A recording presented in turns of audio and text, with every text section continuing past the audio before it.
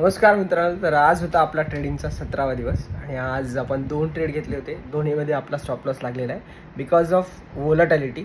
सध्या मार्केट खूप वोलटाईल आहे बजेटच्या अगोदर. तर काय लॉजिक होतं आपण स्क्रीनवरती बघूयात.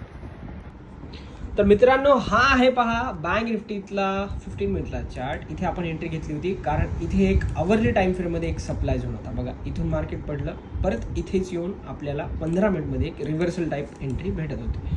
तर इथे आपण एंट्री घेतली. जर आपण पोर्टचा चार्ट पाहिला तर इथे एंट्री होती, खालचा एस एल होता, हा पण एस एल हिट झाला. नंतर परत 5 मिनिटाच्या टाईम फ्रेममध्ये इथे वर एक रिव्हर्सल, इथे एक एंट्री घेत होतो. तर थोडं खाली येऊन परत इथे पण एक एस एल हिट झाला. हे पहा चार्ट पोर्टचं. तर ओव्हरऑल पोझिशन पाहता आपली